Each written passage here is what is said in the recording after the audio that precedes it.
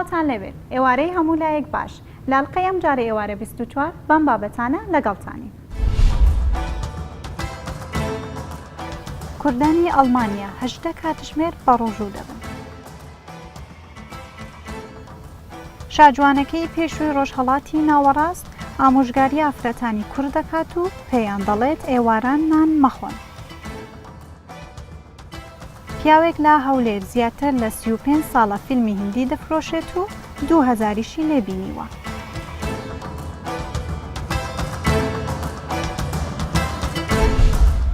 پاشێوان لە خەڵ هەڵدەسن بە دڵێکی خۆشەوە خۆیان ئامادە دەکەن تاکۆ ڕۆژی دواتر بە ڕۆژوو بن، بەڵام هەندێکیان هەرزوو لە قوتابخانە برسیان دەبێت. هەندێک لە دایک و باوکانیش ڕۆژوەکانیان پێی دەشکێنن و پاشنیوەڕۆ بۆیان گرێ دەدەنەوە. ئەمە چیرۆکی زۆرێک لە منداڵانە لە مانگی ڕەمەزاندا. لەم ئێوارە 24 ئەمڕۆدا باسی کاریگەریە تەندروستیەکانی بە ڕۆژووبوون دەکەین لە سەرگەشەی منداڵان.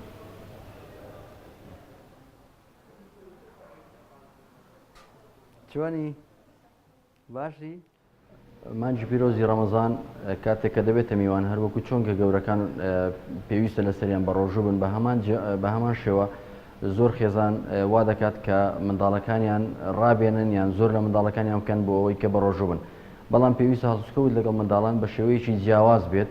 پێویستە کە دایک و باوکان وریابن لەگەڵ منداڵ چۆن هەڵسوکەوت دەکەن. منداڵ پێویستە لە چ تەمەنێک بە ڕۆژوو بێت و چۆن کاریگەری ئەو ڕۆژوە لەسەر منداڵەکە دروست نەبێت. لە خوار تەمەنی 7 ساڵی یان خوار تەمەنی 10 ساڵی بە شێوەیەکی گشتی ڕێگە پێنەدراوە منداڵ بە ڕۆژوو بێت، بەتایبەت ئەوانەی کە توانای جستەیان لاوازیان پێویستیان بە گەشەکردنیشی تایبەت هەیە یان جۆرە کێشەیەک یان نەخۆشییشان هەیە یان هەر جۆرەشی تایبەتی وا کە توانای بەرگەگرتنیان نەبێت بە هیچ جۆرێک نابێت دایکان و باوکان زۆری لە منداڵەکانیان بکەن.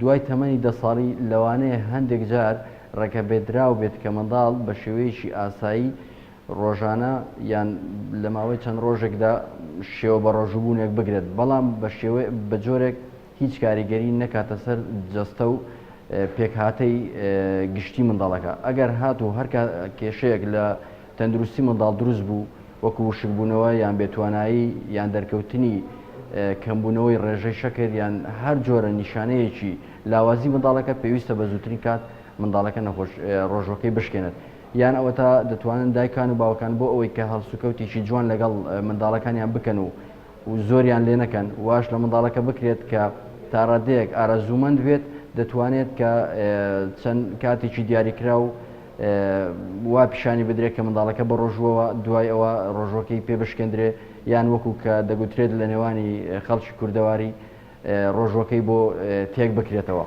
هەروەها خۆراکی منداڵ پێویستە بەرنمەیەکی تایبەتمەندی بۆ دابدرێت. دایکان و باوکان پێویستە کە خۆیان بە ڕۆژوو دەبن نابێ فەرامۆشی منداڵەکانیان بکەن لە پێدانی خۆراک، بە تایبەتی لە کاتی هەستانی بەیانیان کە لەوانەیە دایک و باوک کاتێکی درەنگتر لە ڕۆژانی ئاسایی هەڵبستێت منداڵەکە فرامۆش بکرێت یان خۆراکی جەمی بەیانی لەدەست بدات، یان لەوانەیە لەبەر ئامادە نەکردنی خۆراکی گشتی بۆ ماڵەوە منداڵەکەش بە هەمان شێوە خۆراکێکی تایبەتی پێ نەدرێت و فرامۆش بکرێت. پێویستە دایکان و باوکان زۆر چاودێری ئەوە بکەن کە ڕۆژوگرتنەکان چەند پاداشتێک یان چەند گرنگێکی هەیە، بە هەمان شێوە بایەخدان بە منداڵەکانیان و بایەخدان بە خۆراک و ژەمە خۆراکەکانی منداڵەکانیان و خواردنی نێوان خۆراکەکان بە هەمان شێوە کاریگەریی ئەجگار زۆر و سوودێکی زۆری هەیە بۆ منداڵ و پێویستە منداڵ لەبەرەوەی کە ڕەمەزان ماوەیەکی درێژە و مانگێکە فرامۆش نەکرێت لەو ماوەیەدا بۆ ئەوی کاریگەری لەسەر گەشە و پێکهاتەی جەستە و توشبوون بە نەخۆشی و لاوازبوونی بەرگری لەشی منداڵەکە دروست نەبێت لەگەڵ ئەو مانگە پیرۆزەی ڕەمەزاندا. بە ڕۆژووبوون لە مانگی ڕەمەزاندا پێویستی بە کەشێکی سازگاری ڕەمەزانی هەیە. بێگومان ئەگەر بە هەر هۆکارێک ئەم کەشە سست بوو ئەوە ڕۆژووگرتنیش قورس دەبێت. کوردانی تاراوکە باسی سەختی بە ڕۆژووبوونی مانگی ڕەمەزانی ئەمساڵ دەکەن. لەم فیچەرەدا کەشی ڕەمەزان و بە ڕۆژووبوونی کوردانی ئەڵمانیاتان پیشان دەدەین کاوان پێویستە لە مانگی ڕەمەزانی ئەمساڵدا نزیکەی 18 کاتژمێر بە ڕۆژوو بن. بە دوعا و ڕۆژیگرتنێک کوردên مسلمان وەکە هەموو مسلمانên cîhanê li Almanya pêşwaziya meha Remezanê dikin. Hatûçûna mizgeftê zêde dibe û rojên dirêj di navbera kar û jiyana rojane de di welatekî nemusilman de zehmet e. Dema rojiyê jî di gêjê dora 18 demjimêran. دەستپێکردنی ڕەمەزانەوە چونکە کێشەی گەورەی مسلمانان لە سەرتاسەری ئەوروپا ئەڵمانیاشێکە لە وڵاتانی ئەوروپا ئەوەیە کە دیاریکردنی ڕەمەزان لە سەرەتایەوە کێشەیەکی گەورەیە لە ژیانی ڕۆژانەشە جیاوازی زۆرە چونکە ئێمە لە ژیانی ڕۆژانەی خۆمان لە کوردستانە جەوێکی ڕەمەزانیانە ئەژین. لێرە وڵاتێکە کە بەڕاستی لە ڕووی ئاینیەوە دوورترە لە ئیسلامەوە لە کوردستان یەک ڕەنگە یەک دەنگە ئیسلام بە هەمی بە کوردیە لێرە ینی نەتەوەکان جیاوازن ئەتوانم بڵێم ئومەتی ئیسلامی هەمی دیار ئەبێت. کەلوپەلێن خواردنێ وەکە کولتورا وڵات بزێدەبوون تێنە فرۆشتن و هەر ئالیەک ژێ تام و چێژە وڵاتێ خوا دکردن و ئامادەکاریان شیڤا فتارێ دکن.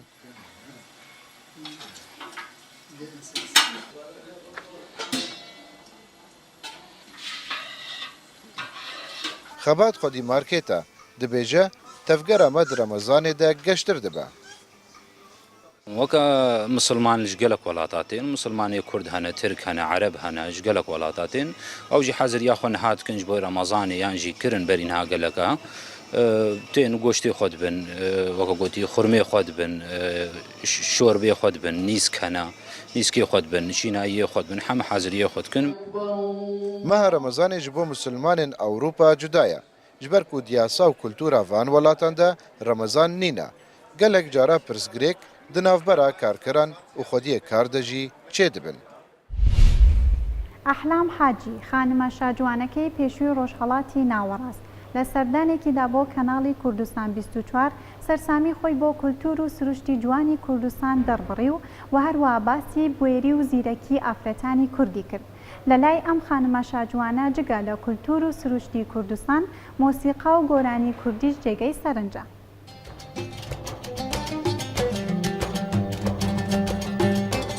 خانمی شۆخوشەنگی بەڕەگەز مەغربی عراقی و شاجوانی پێشووی ڕۆژهەڵاتی ناوەڕاست ئەحلام حەجی سروشتی دڵڕفێنی کوردستان و خەڵکە دلۆڤانەکەی سەراسیمەی دەکەن و دڵی خۆی بۆ کوردستان 24 دەکاتەوە.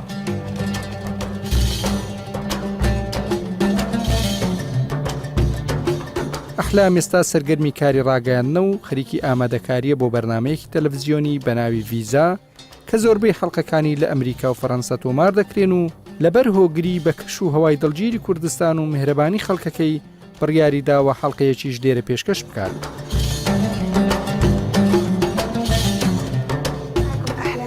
من ناوم ئەحلام حەجیە لە دایکێکی مەغریبی و باوکێکی عێراقی لەدایک بوومە و لە پاریزدا دەنیشم و ئابووریم خوێندووە و پێشتریش شاجوانی ڕۆژهەڵاتی ناوەڕاست بووم و ئێستاش پێشکەشکاری بەرنمەیەکەم تایبەتە بە مۆد و فاشن و هەموو ئەو شتانەی پێیوەستن بە ناسکی و جوانی ژن.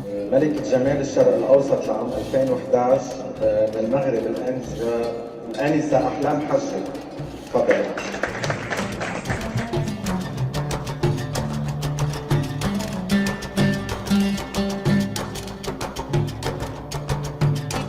أنا زرت كردستان تقريباً من سنة. من پێش ساڵێک سەردانی کوردستانم کرد لە ئاهەنگێک کە میوانی شەرەف بووم. بەڕاستی عاشقی ئەم وڵاتەم و زۆر جوانە و خەڵکەکەشی زۆر باشە. هەر کە گەیشتمە ئێرە یەکسەر هەستم کرد کە گەلێک میواندارن و دەست و دڵکراون. على طول أخذت الانطباع إنه شعب مضياف وبيحب الناس وشعب كريم. بێگومان ژنی کورد زۆر پێشکەوتووە و هەر وەک دەزانین ئافرەتان نیوەی کۆمەڵگان و تەواوکەری کۆمەڵگان. ژنی کورد زیرەک و خوێندەوار و ڕۆشنبیرە زۆر گرنگی بە ماڵەکەی دەدات و ژیانی خۆش دەوێت. دەمەوێت ئەوەش بڵێم کە جلوبەرگی ژنانی کورد زۆر لە جلوبەرگی ژنانی مەغریبی دەچێت.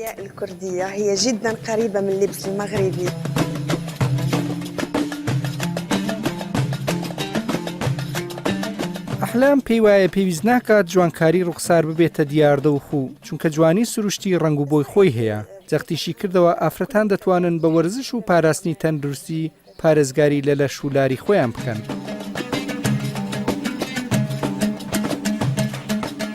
ئامۆژگاری من بۆ ئافرەتانی کوردستان ئەوەیە وەرزش بکەن و خواردنی کەم و جۆرا و جۆر بخۆن. ئاو زۆر بخۆنەوە جگەلەوەی پێویست ناکات ماکیاژێکی زۆر بکەن. زۆر گرنگیشە هەر ئافرەتێک ئەو جلە لەبەر بکات کە لەگەڵیدا دەگونجێت. ئەمانە ئامۆژگاری من بوون.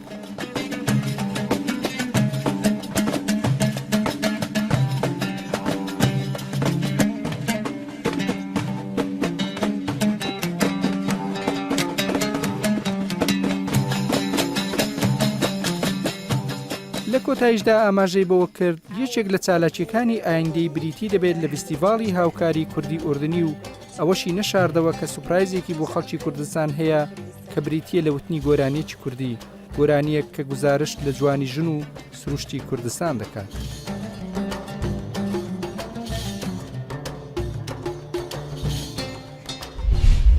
دوای داگیرکردنی مووسڵ لەلایەن داعشەوە و قەدەغەکردنی فرۆشتنی تورشی لەم شارە بەشێک لە تورشی فرۆشان ڕۆیان کردە پارێزگای دهۆک و لەوێ دەستیان کرد بە فرۆشتنی تورشی.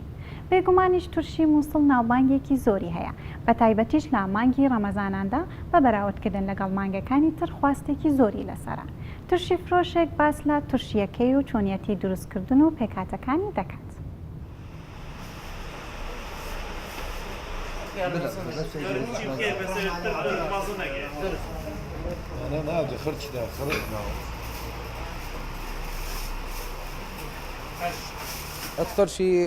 تورشی ئێمە لە جۆرە باشەکانی تورشیە و ناوبانگێکی باشی هەیە لە هەرێمی کوردستان و لە دەرەوەی وڵاتیش خواست لەسەر تورشیەکەمان هەیە. لە ئێستادا ئێمە لە باشیک و بەعزانێ و دهۆکیش ئەم تورشیە دروست دەکەین. تورشیەکەمان بەپێی پێکاتەکانی چەند زۆر و تامی هەیە. لە مانجی ڕەمەزاندا خەڵکی زۆر لەم تورشیە دەکڕن چونکە بە تام و چێژە. ئەوە مۆسە ساڵە هۆتە یعنی هۆتە دووەکی ڕۆسی تڕشێکی مەشهورە. تڕشێکی نۆودەنگە خۆشە ئەوانام خۆش قەست لێت کرد.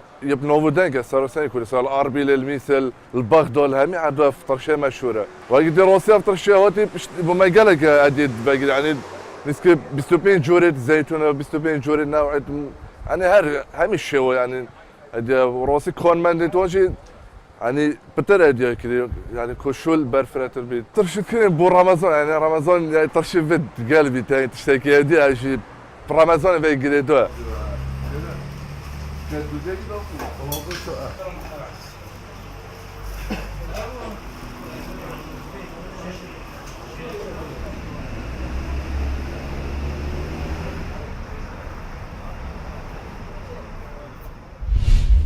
بۆ بەربانگ و تا نزیکەی پارشێ و هاوڵاتیەکی زۆری ڕۆژهەڵاتی کوردستان سەردانی شوێنە گەشتیاریەکان دەکەن.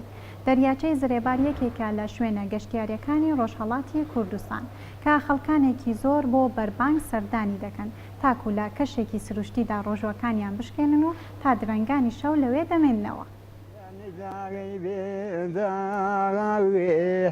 ئەم پیرە پیاوە لە قەراغ دەریاچەی زرێباری مەریوان بەدەم ئاواز خوێندنەوە چاوەڕێی بەربانگە بۆ ئەوەی ڕۆژوەکەی بشکێنێت. هەموو ساڵێ لەگەڵ هاتنی مانگی ڕەمەزان ژمارەیەکی زۆر لە خەڵکی شاری مەریوان و گوندەکانی دەوروبەری ئێواران بۆ کاتی بەربانگ ڕوو دەکەنە زرێبار و لە ناو سروشتی جوان و لە کەش و هەوایەکی سازگار و دڵڕەفێنی ئەم شوێنەدا بەربانگ دەکەنەوە. ئیمڕۆ ڕۆژێکی لە مانگی ڕەمەزانی جوانە کە مقەدەسە کە ئێمە هاتووین بۆ ئێرە چای و چت دەمەکەین و مردم تێن بۆ ئێرە خۆراکاتی چتێکیان بێتین لێرا بەربانگەکەنە و بۆ گەردشگەری تێن بۆ تماشای زرێوار تێن زرێوار بە ئەم خۆشی و بەم دڵنشینیە. جیا لە خەڵکی مەریوان سەدان کەس لە ناوچەکانی دیکەی ئێران و ڕۆژهەڵاتی کوردستانیشەوە ڕوو دەکەنە ئەم ناوچە گەشتیاریە و هەوڵ دەدەن لانیکەم شەوێک لەم مانگی ڕەمەزانەدا لە تەنیش دەریاچەی زرێبار بەسەر ببەن. پیرۆزبایی دەڵێن بە بۆنەی مانگی پیرۆزی ڕەمەزانەوە ئێمە لە شاری شیرازەوە بە مەبەستی گەشتیاری هاتوونەتە ئێرە. من یەکەم جارمە دێمە زرێبار. زۆر جێگایەکی خۆش و دڵگیرە دەتوانێت زۆریش لەوە زیاتر لە بواری گەشتیاری و گەشە بکات بەڵام دەبێت کاری لەسەر بکرێت. هێندێک لەم کەسانە خواردەمەنی ئامادە لەگەڵ خۆیان دێن و زۆر کەسیش بە تایبەت ئەوانەی وەک گەشتیار ڕویان لە زرێباری مەریوان کردووە هەر لەو شوێنە خواردەمەنی پێویستی خۆیان دابین دەکەن و ئەمەش بووەتە هۆی ئەوەی ڕەمەزان ببێتە دەرفەتێک بۆ بوژانەوەی کاروکاسبی بۆ ژمارەیەکی بەرچاو لە خەڵکی ئەم شارە. ئەگەرچی ڕۆژوگرتن بۆ کرێکاران کارکردن قورستر دەکات بەڵام زۆرێک لە کارگە و پیشە سەختەکان لە مانگی ڕەمەزانیش بەردەوامی بە کارکردنیان دەدەن. بلوگ دروستکردن یەکێکە لە پیشە قورسەکان بە تایبەتیش لە مانگی ڕەمەزاندا. با ببینین چۆن و بە چەند قۆناغ بلوگ دروست دەکرێت.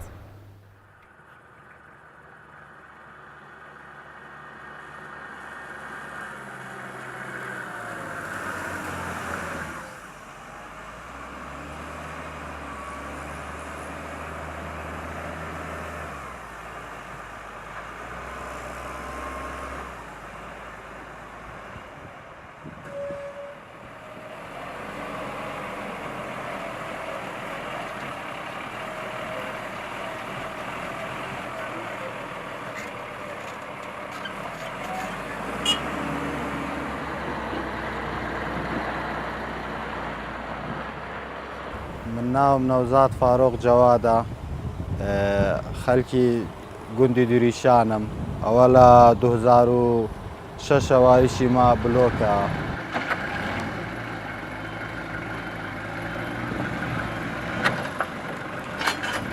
ئێمە قومەکە دەینین ئەوە قومە ئەوەش بەحسە ئەوەش خەباتەیە یعنی لە خەباتەی دەکەین چەمەنتۆی داوێتە سەر و لەگەڵ ئاو دەیکەتە جەبلا دوایی ئەوە کابیسەمان هەیە یعنی ئەو دەمبەر ڕای دەکێشتە کابیسە و ئەو دروستی دەکات دەیکەتە بلۆک و بۆ ماوەی 3 ڕۆژ یعنی جاهز دەبیت لۆ بارکردن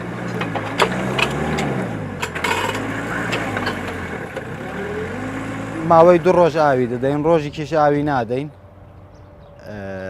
وەجە جاهز دەبیت لۆ بارکردن یعنی هەر وەختی کە بتەوێ بار دەکەیت تەڵەبیت لەسەر بیت بار دەکەیت هاوینان هەندی ئاوی بدەی باشە ئەمە ئێستا تۆزێکی دی دنیا گەرم بیتەنەوە مڕەشەی لۆدادەنەی مڕەشەی لۆدادەنین لۆ ئاودان یعنی مدەی 2 ڕۆژ هەندی ئاوی بدەی هەر پێویستی پێیە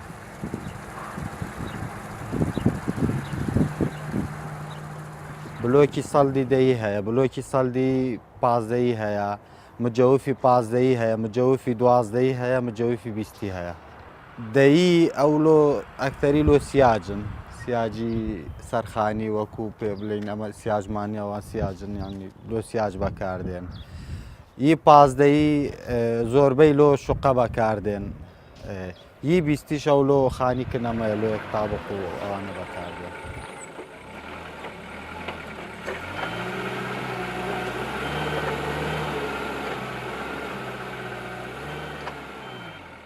هزار بلۆک دەکات تەن و نیو چەمەنتۆ تەنەکە و نیو چەمەنتۆ لێ دەدەین و طبعاً یعنی ئەگە هەندی زیاد بیت هەتا 2 تەنیش ئەو هێشتا باشتر دەبیت بەس ئێستا لە کنەمە لەبەر ئەو قەیران و بلۆک هەرزانە ناتوانین یعنی تەکلیفەی لەسەرمان ئێستا بلۆک 220,000 تەکلیفە دەکەتن ئەوجا عامل و ئەوە ئەمە بە 240,000 250,000 دەیفرۆشی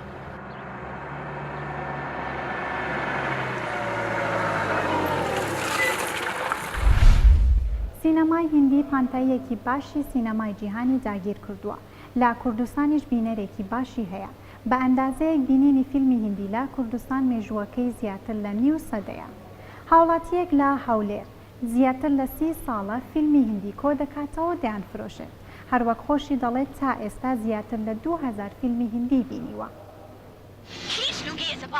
अगर ये लफ्ज दोबारा मुंह से निकाला तो मेरी बल्लो की आएगी बारात के ढोल बजाओ जी मेरी लाडो की आएगी बारात के ढोल बजाओ जी ناوم عبدالرحمن محمود یوسفە عبۆ ڤیدۆی بەناوبانگم براکم لە سینەوەی و بیپسی عانوتی هەبوو لە عانوتیشی دەکرد بۆ ئاستەوی ئەم فێراوی شەبوو مەراقم لە فیلمی هیندیدا دوایە دوکانماندانە لە 83 هەتاکو ئێستا سەعات 7:30 دێمە تا سەعات 7 شەیە ئەو وەختی دەستمەوە مارێ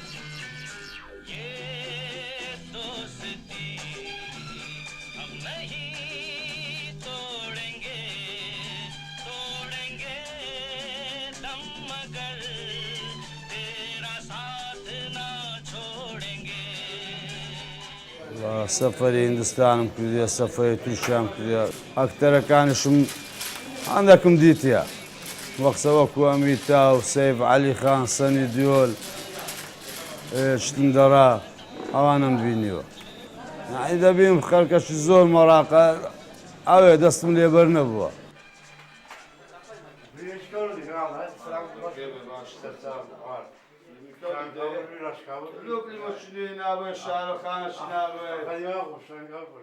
وەڵە بەسەرات زۆرە نازانم ئێستا ئەو خارێ لەکم دانیشتێ بەسەراتمان زۆرە لەگەوەی مەخسەل هاتەکنەم گوت شارۆخان وایە هەمیش گوت شامی کابوور باش نییە یەک ساڵ قسەی لەگە من نەکرد بەس دەستا ئەو کەلیمەیە یەک ساڵەوەتە وەڵە هەموو برادر بەنگلادیشی هیندی هەموو برادرمە ئەو بەنگلاشێ لە بەغدایە بوو دەبا بەهات باتووکانی من پێشتر ئێستانا پێشتر دەبا ئەمەی بناسیوە بیزانی بە ئەوتوکانە هەیە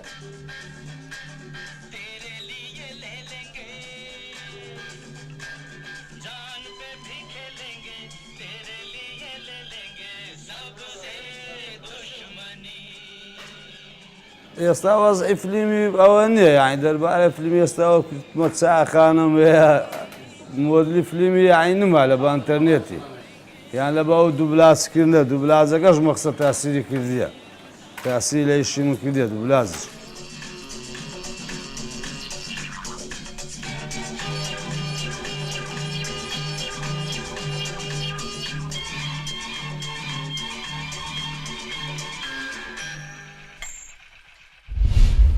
بابەتەکانی ئەم ئەڵلقەیەی ئێوارە 24مان پێشکەش کرد تا ئەڵلقەیەکی تر خواتان لەگەڵ